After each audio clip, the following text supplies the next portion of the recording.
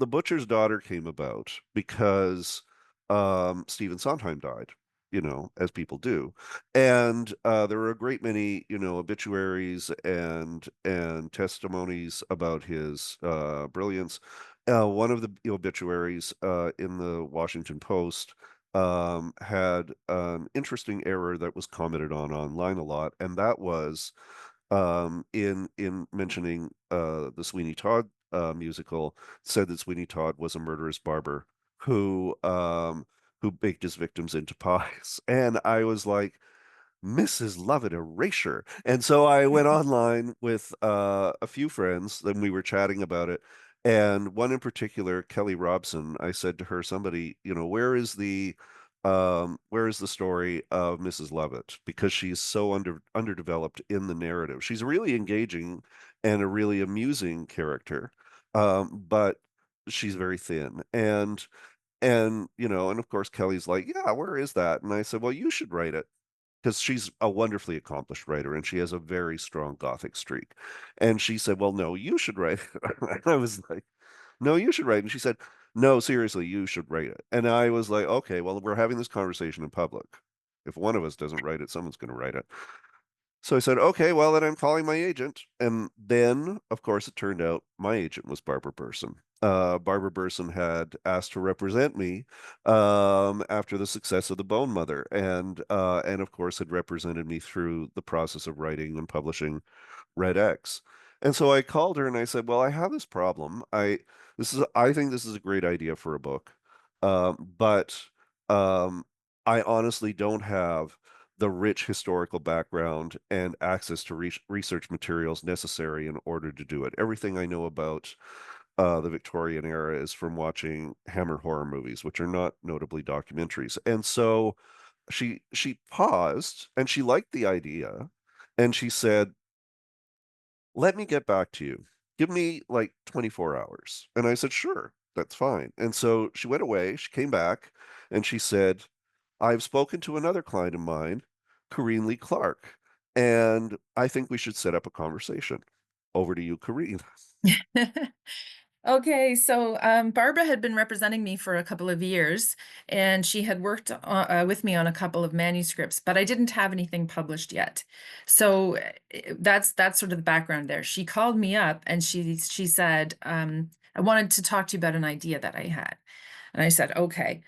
And then she started telling me she had a client who had this idea to write the story of Mrs. Lovett. She didn't tell me initially that it was David, and she said, he's interested in working with another writer who knows a lot about the Victorian period.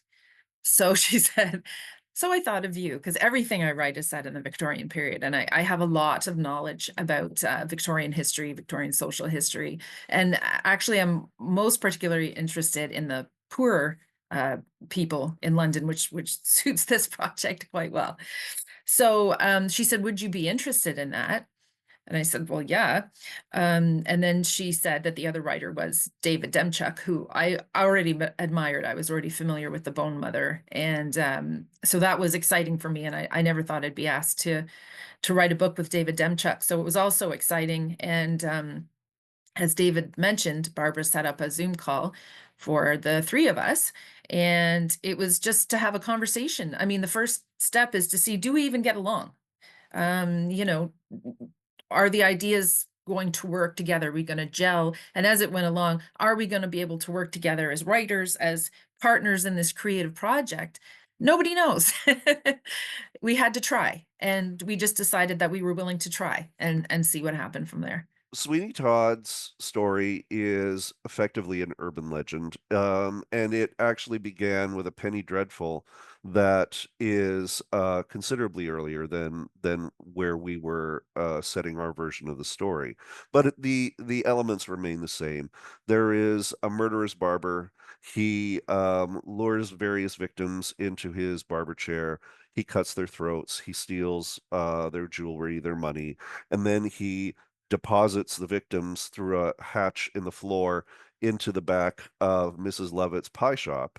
She strips down the meat from the bodies and she bakes them into pies in order to conceal the evidence. And they have a very jolly partnership, although they do choose poorly some of their victims, and that ultimately leads to their downfall. And they also have exceptionally complicated backstories. The original Penny Dreadful is 800 pages long because it was serialized. And as a modern piece, it's entirely unworkable. But there's a lot of great stuff there, as you can tell from various adaptations for film, for television, and ultimately for the stage and as a musical. And Mrs. Lovett is a particularly interesting character because there were female murderers at the time, but there were no, as far as we know, no real female serial killers during that period. The concept of the serial killer was really just about to be invented.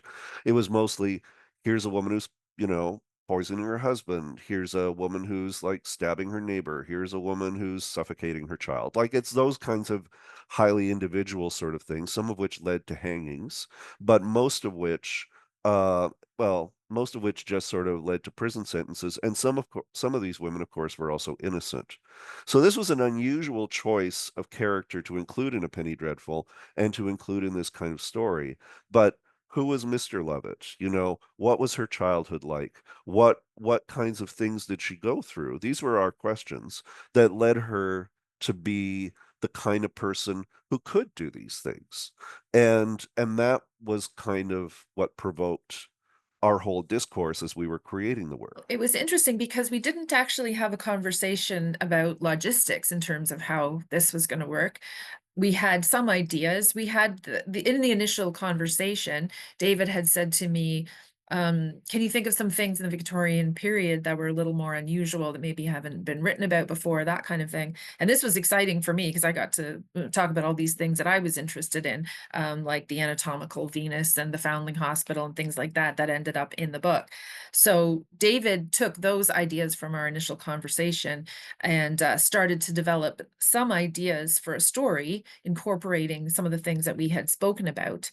And I just started trying to write a piece in the voice of Mrs. Lovett or a voice of a Victorian woman, really, because we didn't quite have Marjorie's voice yet. So I just wrote some things and then I sent it to David, and he wrote some of his own things, and then he kind of combined them in a really, really nice way. And so that just became how we worked together. We just continued that way. So I would write things. David would send me notes and say, well, I have an idea that maybe we could do this in the story next and this kind of a thing. Could you write, something about that? So I would write pages. Like David never was prescriptive and said, plot by plot point, here's what I want you to write. It was more like, here's some ideas, here's what's going to happen next. Can you write some things?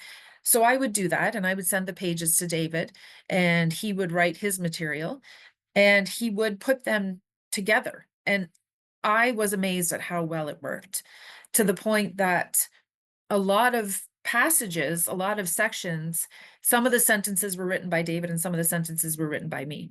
And we seemed to be able to pick up the same voices. Gibson is she would be a pioneering female journalist in this period, and she has been relegated. She's from a wealthy family.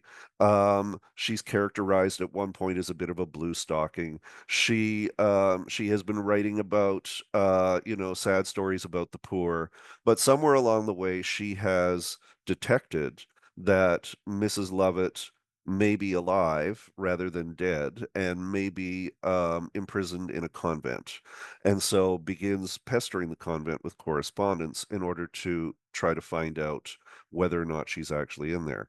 The the key thing about Miss Gibson is that we never actually read any of her writing.